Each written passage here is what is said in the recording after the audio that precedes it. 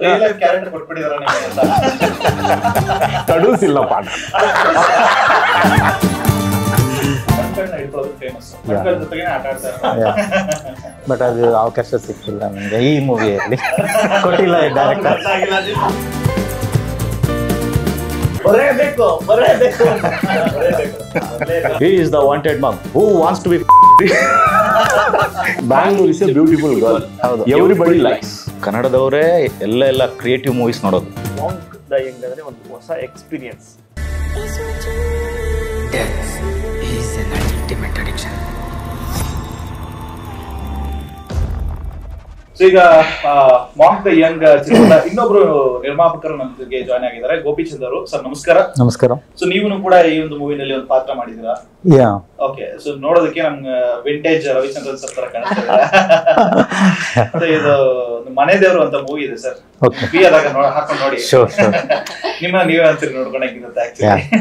ಅಪ್ಪ ನಂಗೆ ನೀನು ಬೇಕಪ್ಪ ಅಂತ ಮಗು ಬರುತ್ತೆ ಅಲ್ಲಿ. ಇಲ್ಲ, ನಮ್ಮ ಆಫೀಸಲ್ಲಿ ನಮ್ಮ ಬಾಸ್ ಎಲ್ಲ ಅದೇ ಹೇಳ್ತಾರೆ, ರವಿಚಂದ್ರನ್ ತರ ಇದೆ ನಿಮ್ ಹೇರ್ ಎಲ್ಲ. ಯಾವಾಗ ಬೈದ್ಬೇಕಂದ್ರೆ ನಾನು ಹೇಳ್ತೀನಿ, ಸರ್ ರವಿಚಂದ್ರನ್ ನೀವು ಬೈತಾ ಇದಾರ ಅಂತ. ರವಿಚಂದ್ರನ್ ಏನ್ ಗೊತ್ತಾ, ಅವರು ಹಣ್ಣುಗಳನ್ನ ಹಿಡ್ಕೊಳ್ಳೋದು ಫೇಮಸ್. ಜೊತೆಗೆ ಆಟ ಆಡ್ತಾರೆ. ಬಟ್ ಅದು ಅವಕಾಶ ಸಿಕ್ಕಿಲ್ಲ ನನಗೆ ಈ ಮೂವಿಯಲ್ಲಿ. ಕೊಟ್ಟಿಲ್ಲ, ಅವ್ರಿಗೆ ಅರ್ಥ ಆಗಿಲ್ಲ. ಅರ್ಥ ಆಗಿದೆ. ಹಣ್ಣು ಕೊಟ್ಟಿಲ್ಲ ಹೆಣ್ಣು ಕೊಟ್ಟಿಲ್ಲ ಅನ್ಸುತ್ತೆ ನಿಮ್ಗೆ ಅಲ್ವಾ? ಓಕೆ. ಸೊ ಯಾವ ಒಂದು ಪಾತ್ರನ ನೀವು ಮಾಡ್ತಿದ್ರು sir? Sir actually I am an actor. Normally ನಾನು ಆಂಧ್ರ ಅವ್ರನ್ನೇ. ಸೊ ನಾನು 2011 ಇಲ್ಲಿ ಜಾಬ್ ಪರ್ಪಸ್ ಮೇಲೆ ಬ್ಯಾಂಗ್ಳೂರ್ ಬಂದಿದ್ದೇನೆ. ಸೊ ಆಮೇಲೆ ನಮ್ಗೆ ಈ ತಂಡ ಡೈರೆಕ್ಟರ್ ಸರೋವರ್ ಪರಿಚಯ ಆಗಿದ್ದಾರೆ. ಆಮೇಲೆ ನಾವೆಲ್ಲ ಡಿಸ್ಕಸ್ ಮಾಡಿ ಇದು ಮೂವಿ ಸ್ಟಾರ್ಟ್ ಮಾಡಿದೆ ಸರ್. ಅವಾಗ ನನಗೇನು ಕ್ಯಾರೆಕ್ಟರ್ ಆ ಥರ ಏನಿಲ್ಲ. ಬಟ್ ಸೂರ್ಯ ಸರ್ ಒಂದು ಫನ್ನಿ ಕ್ಯಾರೆಕ್ಟರ್ ಒಂದಿದೆ, ಅದು ನಿಮ್ ಫೇಸ್ ಅದಕ್ಕೆ ಸೂಟ್ ಆಗ್ತಾ ಇದೆ ಅಂತ ಅವರು ಹೇಳಿ. ಆಕ್ಚುಲಿ ಇವ್ರ character name butler character. So ನಮ್ಮ ಭಾವ ಆಗ್ತಾರೆ ಅವರು, ನಮ್ಮ ಹೀರೋ. ಸೊ ನಾನು ಅವರು ಹೇಗೆ ನಾನು ಪ್ಲೇ ಹೇಗೆ ಗೇಮ್ ಚೇಂಜ್ ಮಾಡ್ತಾ ಇರ್ತೀನಿ ಅದು ಇರುತ್ತೆ sir mainly. Okay. So basically ಅಂದ್ರೆ ಡಿಫ್ರೆಂಟ್ ಲ್ಯಾಂಗ್ವೇಜಸ್ ಗಳು ನಿಮ್ಗೆ ಒಂದು ಮೂವಿ ಟೀಮ್ ಆಗಿ ಸಿಕ್ಕಾಗ ಅದೊಂಥರ ಫನ್ ಇರುತ್ತೆ. ಲೈಕ್ ನೀವು ಕಾನ್ವರ್ಸೇಷನ್ ಮಾಡ್ಬೇಕಾದ್ರೆ ಕೆಲವ್ರು ಏನ್ ಹೇಳ್ತಾ ಇರ್ತಾರೆ, ಅದು ನಮ್ಗೆ ಬೈತಾ ಇರ್ತಾರೆ ಅನ್ನೋ ತರ ಅನಿಸ್ತಾ ಇರುತ್ತೆ. ಆ ತರದ ಇನ್ಸಿಡೆಂಟ್ಸ್ ಗಳೇನಾದ್ರು ತುಂಬಾ ಆಗಿದೆ. ಕೆಲವೊಂದು ಪದಗಳು ನಮ್ಮ ರಾಜನಂದನ್ ಸರ್ ಮತ್ತೆ ಇವರು ಗೋಪಿಚಂದ್ ಅವ್ರು ಮಾತಾಡುವಾಗ ಅವರು ಸೀರಿಯಸ್ ಆಗಿ ಬಂದು ಹೇಳ್ತಿರ್ತಾರೆ, ಬಟ್ ನಾವು ಈ ಕಡೆ ಸೈಡ್ಗೆ ಹೋಗಿ ಜೋರ್ ನಗ್ಬಿಟ್ಟು ಹೇಳಿ ಸರ್ ಅಂತ ಇಲ್ಲ ಸರ್, ಹಂಗೆ ಅವ್ರು ಬರೇಬೇಕು ಅಂತ. ಬರೇಬೇಕಲ್ಲ ಸರ್, ಬರ್ಲೇಬೇಕು. ಹೌದಾ, ಓಕೆ, ರಿಜಿಸ್ಟರ್ ಮಾಡ್ಕೊಳ್ತೀನಿ, ಬರ್ಲೇಬೇಕು ಅಂತ. ಸೊ ಆ ತರ ತುಂಬಾ ಇವರು. ಆಕ್ಚುಲಿ ಒಂದೇನ್ ಇನ್ಸಿಡೆಂಟ್ ಅಂದ್ರೆ ರಿಹರ್ಸಲ್ ಮಾಡಿಸ್ತಾ ಇದ್ವಿ. ರಿಹರ್ಸಲ್ ಪಾಪ ಇವರು ಫುಲ್ ಹೀರೋ ಅವರು ಇನ್ವಾಲ್ವ್ ಆಗಿದ್ದು ಮಾಡ್ತಾ ಇದ್ದಾರೆ. ಹೀರೋಯಿನ್ ಒಂದ್ ದಿವಸ ಬಂದಿದ್ರು, ಅವರೊಂದು ಇನ್ವಾಲ್ವ್ ಆಗಿ ಅವ್ರ ಕ್ಯಾರೆಕ್ಟರ್ ಮುಳುಗಿದ್ದಾರೆ. ಸೊ ಇವರು ಬಟ್ಲರ್ ಕ್ಯಾರೆಕ್ಟರ್ ಇವ್ರು ಮಾಡ್ತಾ ಇದ್ದಾರೆ. ಸೊ ಒಂದು ಸ್ಪೇಸ್ ಇತ್ತು, ಒಂದು ಬೆಟ್ಟದ ತರ ಇತ್ತು, ಒಂದು ಫಾರೆಸ್ಟ್ ಏರಿಯಾ ತರ ಇತ್ತು ಅದು. ಸೊ ಅವರೆಲ್ಲ ಡೀಸೆಂಟ್ ಆಗಿ ಮಾಡ್ತಿರ್ಬೇಕಾದ್ರೆ ರಾಜೇಂದ್ರ ಸರ್ ನಿಂತ್ಕೊಂಡು ಅವ್ರ ಕ್ಯಾರೆಕ್ಟರ್ ಒಂಥರ ಬೇರೆ ತರ ಬಿಸ್ನೆಸ್ ರೋಲ್ ಅಲ್ಲ, ಹಿಂಗ್ ಅವ್ರಿಗೊಂದು ಡೈಲಾಗ್ ಕೊಟ್ಟಿದೆ, he is the wanted mum who wants. ಇವರೆಲ್ಲ ಹಿಂಗ್ ನೋಡೋದು ಸಮಥಿಂಗ್ ಆ ತರ. ಸೊ ಆ ತರ ಇನ್ಸಿಡೆಂಟ್. ಸೊ ಮೇ ಬಿ ಅವರು ಕ್ಯಾರೆಕ್ಟರ್ ಅಲ್ಲಿ ಅಷ್ಟು ಇವ್ರೇನಪ್ಪ, ಇವ್ರ ಕೂವೋದು ಅಲ್ಲಿಂದ ಒಂದು ಅರ್ಧ ಕಿಲೋಮೀಟರ್ ದೂರ ಕೇಳಿಸೋದು, ಅಷ್ಟು ಜೋರಾಗಿ ಮಾಡೋದು. ಪ್ರತಿದಿನ ಏನಿಲ್ಲ ಅಂದ್ರೆ ಒಂದು 5 ಹೊಸ ಪದಗಳು ಕಲಿತಾರೆ ಪ್ರತಿದಿನ. ತಿಂಗಳಿಗೆ 150 ಹೊಸ ಪದಗಳು. ಅದಕ್ಕೆ ಅವರ ಒಂದು ಕನ್ನಡ ತುಂಬಾನೇ ಸ್ಟ್ರಾಂಗ್. ಅಂಡ್ ನೀವು ತುಂಬಾ ಬ್ಯೂಟಿ ಪೇಜೆಂಟ್ಸ್ ಗಳಲ್ಲಿ ಕಾಣಿಸ್ಕೊಂಡಿದ್ದೀರಾ ಅಂಡ್ ವಿನ್ ಆಗಿದ್ದೀರಾ. ಸೊ ಅಲ್ಟಿಮೇಟ್ಲಿ ನಿಮ್ಮ ಗೋಲ್ ಬಂದು ಮೂವಿನೇ ಆಗಿತ್ತಾ ಹೇಗಂತ? ಹೌದು, ನನ್ಗೆ ಬ್ಯೂಟಿ ಪ್ಯಾಜೆಂಟ್ಸ್ ಅದು ಬೇರೆನೆ ಪ್ಯಾಷನ್ ಅದು. ಬಟ್ ನನಗೆ ಅದು ಹೇಗೆ ಅಂದ್ರೆ ಅದೊಂದು ಚಿಕ್ಕ ವಯಸ್ಸಿನ ಒಂದು ಡ್ರೀಮ್ ಇರುತ್ತಲ್ಲ, ಒಂದು ಈ ತರ ನನ್ ಟೈಟಲ್ ಗೆಲ್ಬೇಕು, ಹಿಂಗೆ ಹೆಲ್ಪ್ ಮಾಡ್ಬೇಕು, ಆ ಟೈಟಲ್ ಯೂಸ್ ಮಾಡ್ಕೊಂಡು ಆ ತರ. ಬಟ್ ನನ್ ಮೇನ್ ಪ್ರೊಫೆಷನಲಿ ಮೇನ್ ಏಮ್ ಇರೋದು ನನಗೆ ಸಿನಿಮಾನೇ ಎವ್ರಿಥಿಂಗ್. ನನಗೆ ಇವಾಗ್ಲೂ ನನಗೆ ಅಡ್ವರ್ಟೈಸ್ಮೆಂಟ್ಸ್ ಮಾಡೋದು again related to cinema. Even beauty pageants again related to ನಮ್ಮ camera. I love to be in front of camera. ನನಗೆ ಓದಿದ ಇಂಜಿನಿಯರಿಂಗ್, ಸಿವಿಲ್ ಇಂಜಿನಿಯರ್. ನಾನು 2 years ವರ್ಕ್ ಮಾಡಿ ಹೈದರಾಬಾದ್ ಅಲ್ಲಿ, ಆಮೇಲೆ ರಿಸೈನ್ ಮಾಡಿದೆ.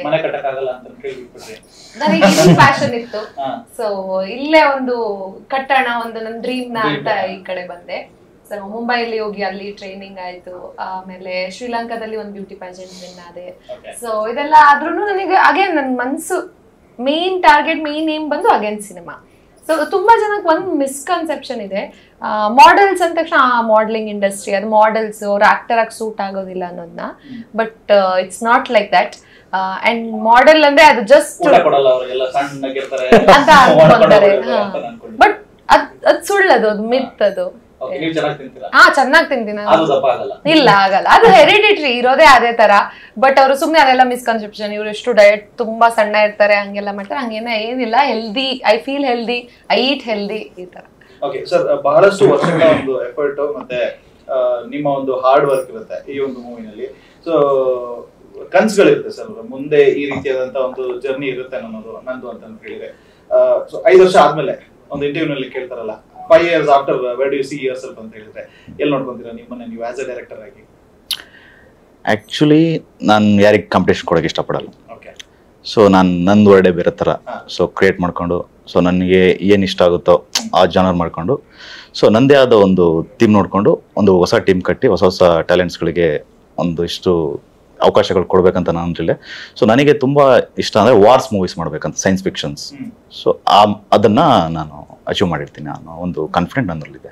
ಓಕೆ, ಅಂಡ್ ಹೊಸಬರಿಗೆ ಇಂಡಸ್ಟ್ರಿ ಹೇಗೆ ವೆಲ್ಕಮ್ ಮಾಡ್ತಾ ಇದೆ? ಬಿಕಾಸ್ ಲಾಸ್ಟ್ ಇಯರ್ ನಾವು ನೋಡಿದ್ವಿ, ಕೆಲವು ಮೂವೀಸ್ ಗಳು ಚೆನ್ನಾಗಿ ಹೋಗ್ಲಿಲ್ಲ, ಬಹಳಷ್ಟು ಥಿಯೇಟರ್ಸ್ ಗಳಿಗೆ ಪ್ರಾಬ್ಲಮ್ ಆಯ್ತು. ಅಂಡ್ ಈ ವರ್ಷ ತಕ್ಕ ಮಟ್ಟಿಗೆ ಒಂದ್ ಸ್ವಲ್ಪ ಚೆನ್ನಾಗಿರುವಂತ ಮೂವೀಸ್ ಗಳು ಬರ್ತಾ ಇದೆ.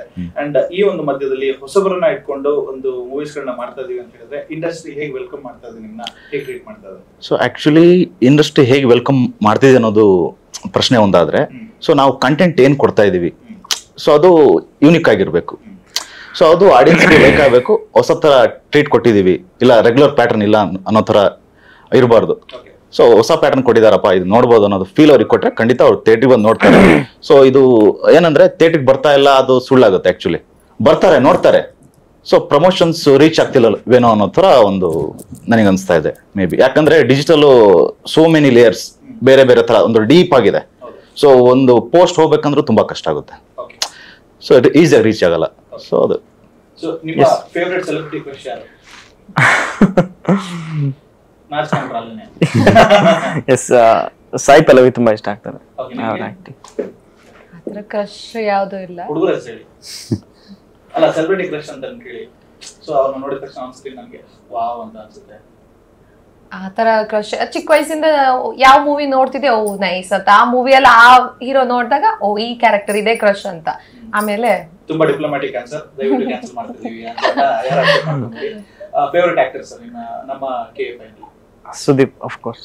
ನಿಮಗೆ ಎಲ್ಲರೂ ಇಷ್ಟನೇ, ಬಟ್ ಫೇವರೇಟ್ ಹೀರೋ ಅಂದ್ರೆ? ಎಸ್, ಫೇವರೇಟ್ ಹೀರೋ ಅಂದ್ರೆ ಸುದೀಪ್ ಅವರು ಅಂಡ್ ಡಾಕ್ಟರ್ ರಾಜ್ಕುಮಾರ್ ಅವರು, ಎಲ್ಲ ಆಕ್ಟರ್ಸ್ ಇಷ್ಟ. ನನಗೆ doctor Vishnuvardhan favourite actor. Okay, favourite actors ಕನ್ನಡದಲ್ಲಿ ಕಲ್ಪನಾ ಅವರು. ಓಕೆ, ಹೊಸಬ್ರು ಅಂತ ಹೇಳಿದ್ರೆ ಬೇರೆ ಏನಾದ್ರು ಕೇಳ್ಬಿಡ್ತೀವಿ ಅಂತ ನೀವು ತುಂಬಾ ಸೇಫ್ ಆಗಿ ಆಡ್ತಾ ಇದ್ದಾರೆ. ನಿಮ್ಗೆ? ನನಗೆ ಫೇವ್ರೆಟ್ ಹೀರೋಯಿನ್ ಸೌಂದರ್ಯ, ಹಳೆ ಕಾಲದ ಆ ಆಕ್ಟ್ರೆಸ್ ಸೌಂದರ್ಯ. ಅಂಡ್ ಒಂದ್ ಸ್ಮಾಲ್ ಕೋ ಇನ್ಸಿಡೆನ್ಸ್, ಆ 1996 ನಾನು ಬಾರ್ನ್ ಆ ಟೈಮಲ್ಲಿ ಅವರು ಹೇಳ್ತೀನಿ, ಅದ್ರಲ್ಲಿ ಏನ್ ಪ್ರಾಬ್ಲಮ್ ಇಲ್ಲ. ಆ ಇಯರ್ ಅಲ್ಲಿ ಅವರು ಆಲ್ಮೋಸ್ಟ್ 12 ಮೂವೀಸ್ ಮಾಡ್ತಾ ಇದ್ರು ಒಂದೇ ಇಯರ್ ಅಲ್ಲಿ.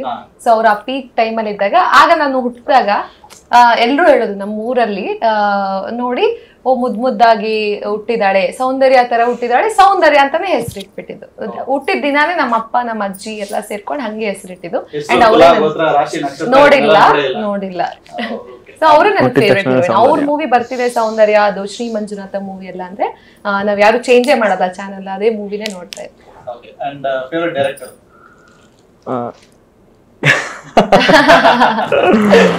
ಆಫ್ ಕೋರ್ಸ್ ಸದ್ಯಕ್ಕೆ ಈಗ ನಮ್ಮ ಡೈರೆಕ್ಟರ್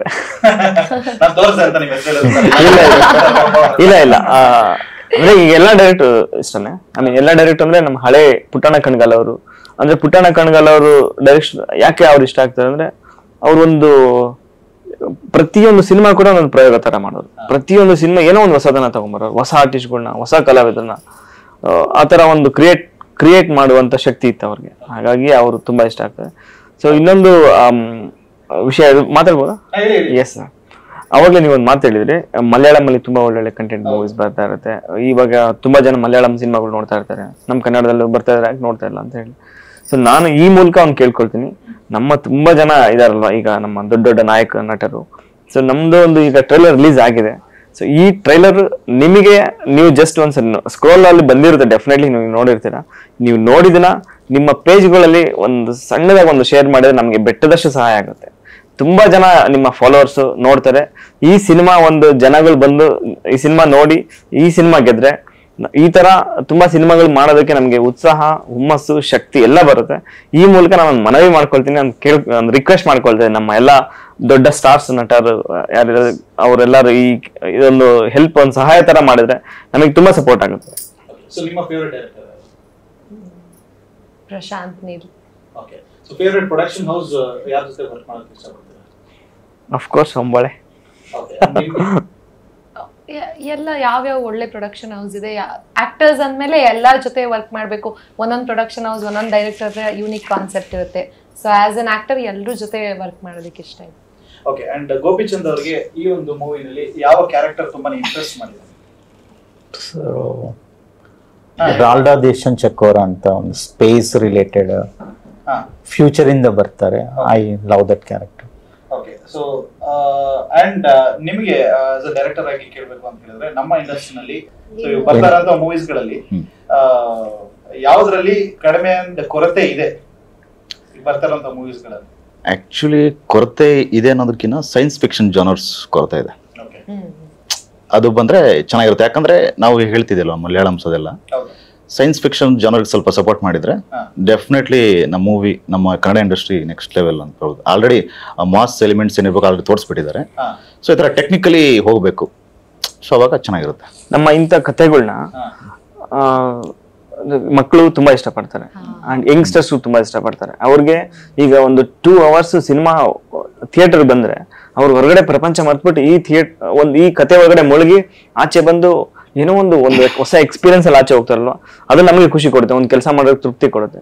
ಸೊ ಅಂದ್ರೆ ಈಗ ಒಂದು ಕತೆಗಳು ಎಲ್ಲರಿಗೂ ಇಷ್ಟ. ಆಕ್ಚುಲಿ ಪ್ರತಿಯೊಬ್ಬರಿಗೂ ಕತೆಗಳು ಅಂದ್ರೆ ಇಷ್ಟ. ಅದರಲ್ಲಿ ಕುತೂಹಲ ಭರಿತವಾಗಿರೋ ಕತೆ ಅಂದ್ರೆ ತುಂಬಾ ಇಷ್ಟ. ಸೊ ನಿಮ್ಗೂ ಕತೆಗಳು ಇಷ್ಟ, ನಮ್ಮ ತಂದೆಯವ್ರಿಗೂ ಇಷ್ಟ, ಚಿಕ್ಕ ಮಕ್ಳಿಗೂ ಇಷ್ಟ. ಆಕ್ಚುಲಿ ನಮ್ಮ ಕನ್ನಡ ಆಡಿಯನ್ಸು ತಮಿಳ್ ಮೂವೀಸ್ ನೋಡಿ, ತಮಿಳ್ ಮೂವೀಸ್ ತರ ಸೈಂಟಿಫಿಕ್ ಬೇರೆ ತರ ಇದೆ, ಟೆಕ್ನಿಕಲ್ ಇದೆ ಅಂತಾರೆ. ಸೊ ಏನಕ್ಕೆ ನಮ್ದ್ರಲ್ಲಿ ಬರ್ತಾ ಇಲ್ಲ? ಸೊ ನಾವು ಈಗ ಮಾಡ್ತಾ ಇದೀವಿ, ಒಂದಿಷ್ಟು ಮೂವಿಗಳು ರೀಸೆಂಟ್ ಆಗಿ ಬಂದಿದೆ, ಸಪೋರ್ಟ್ ಮಾಡಿದ್ದಾರೆ. ಸೊ ಇದು ಕೂಡ ಅದೇ ಜನ ಇರುತ್ತೆ. ಈ ತರ ಸೈನ್ಸ್ ಫಿಕ್ಷನ್ಸ್ ಜನರ್ಸ್ ಬಂದ್ರೆ ಸೈಬರ್ ಥ್ರಿಲ್ಲರ್ ಮೂವೀಸ್ ಗಳನ್ನು ಕೂಡ ಅತ್ಯಂತ ಕಡಿಮೆ ಬಂದಿದೆ ನಮ್ಮ. ಹೌದೌದು ಉಲ್ಟು ಅಂತ ಹೇಳಿದ್ರೆ full fledged cyber thriller movie. Correct.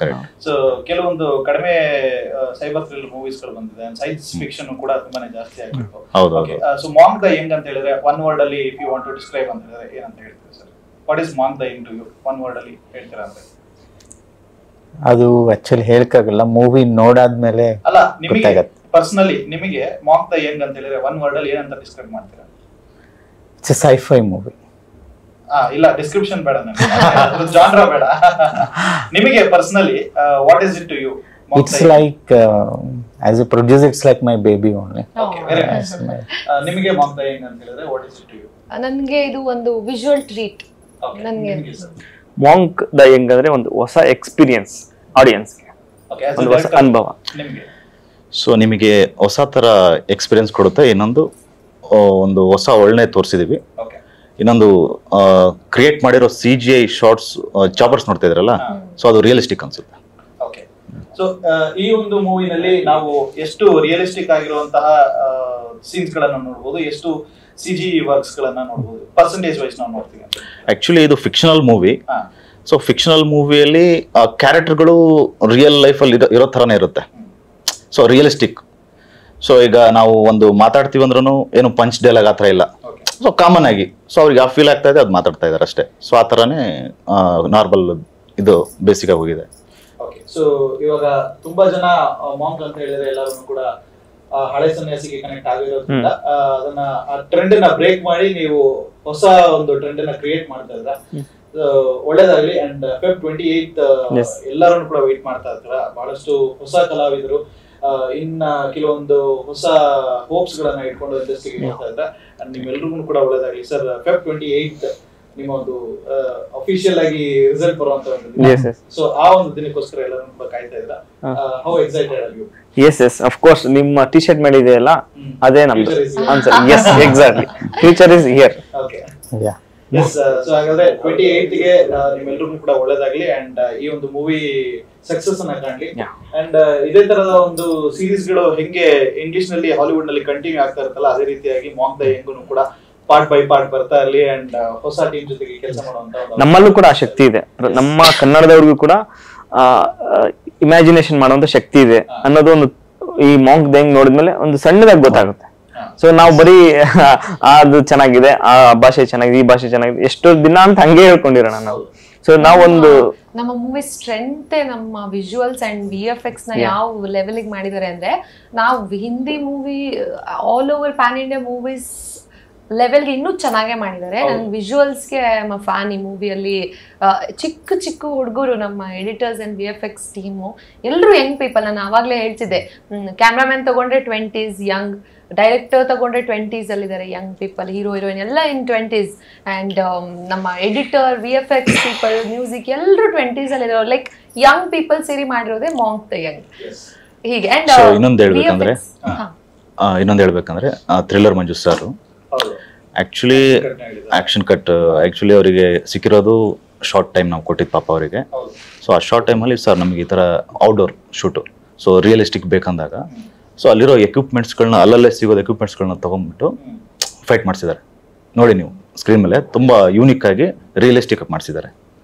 So ಇದರೆಲ್ಲ ಈ ಎಲ್ಲ ಮ್ಯಾಜಿಕ್ ಗಳನ್ನ ನೋಡ್ಬೇಕು ಅಂತ ಹೇಳಿದ್ರೆ ನಾವೆಲ್ಲರೂ ಕೂಡ Feb 28 ವರೆಗೂ ವೇಟ್ ಮಾಡಬೇಕಾಗುತ್ತೆ. ಸೊ ಫೈನಲಿ Feb 28 ನಿಮ್ಮ ಒಂದು ರಿಸಲ್ಟ್ ಬರುವಂತಹ ದಿನ ಪ್ರತಿಯೊಬ್ಬ ಕನ್ನಡದ ಸಿನಿ ಪ್ರೇಕ್ಷಕರು ಕೂಡ ಒಂದು ವಿಭಿನ್ನವಾದಂತಹ ವಿಶೇಷವಾಗಿರುವಂತಹ ಒಂದು ಸ್ಕ್ರೀನ್ ಪ್ಲೇ ಮತ್ತೆ ಸ್ಟೋರಿನ ನೋಡ್ಬೇಕು ಅಂದ್ರೆ ಮಾಂಕ್ ದ ಯಂಗ್ ಚಿತ್ರನ ನೋಡ್ಬೇಕು ಅಂಡ್ ಹರಿಸಬೇಕು, ಹಾರೈಸಬೇಕು, ಹೊಸ ಟ್ಯಾಲೆಂಟ್ಸ್ ಗಳನ್ನ ನೀವು ಬೆಳೆಸಬೇಕು ಅಂತ ಕೇಳ್ಕೊಂತೀವಿ. Thank you so much. ನಿಮ್ಮೆಲ್ಲ ಫ್ಯೂಚರ್ ಪ್ರಾಜೆಕ್ಟ್ಸ್ ಗಳಿಗೆ ಒಳ್ಳೆದಾಗಿ all the very best sir. ನಿಮಗೂ ಕೂಡ ಥ್ಯಾಂಕ್ ಯು.